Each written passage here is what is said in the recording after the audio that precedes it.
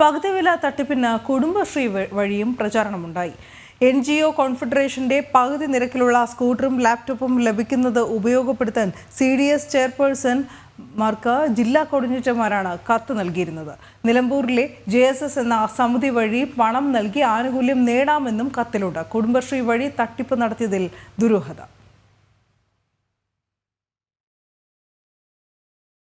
പകുതി വില തട്ടിപ്പിൽ കുടുങ്ങി കുടുംബശ്രീയും.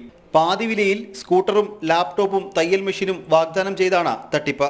നിലമ്പൂർ കേന്ദ്രമായി പ്രവർത്തിക്കുന്ന JSS സമിതി വഴി വിതരണം ചെയ്യും എന്ന് അറിയിച്ചാണ് കുടുംബശ്രീ മലപ്പുറം ജില്ലാ കോർഡിനേറ്റർ കത്ത് നൽകിയത്. എല്ലാ CDS ചെയർപേഴ്സൺമാർക്കുമാണ് കത്ത് അയച്ചിരിക്കുന്നത്. കഴിഞ്ഞ വർഷം മാർച്ച് മാസത്തിലായിരുന്നു ഇത്.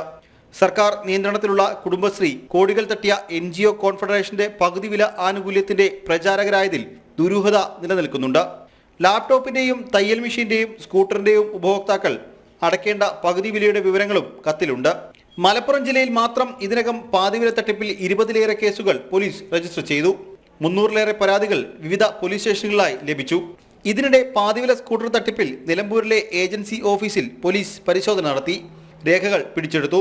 ഓസ്വാഡ് ചാരിറ്റബിൾ ട്രസ്റ്റിന്റെ കീഴിലാണ് സ്കൂട്ടറിനായി തുക ശേഖരിച്ചത്. ഏജൻസി ഉടമ ബിനോയ് ഒളിവിലാണ്. ഏജൻസി ഓഫീസ് പോലീസ് സീൽ ചെയ്തു. ഇന്നലെ രാത്രിയാണ് പരിശോധന നടന്നത്. ജനം, മലപ്പുറം.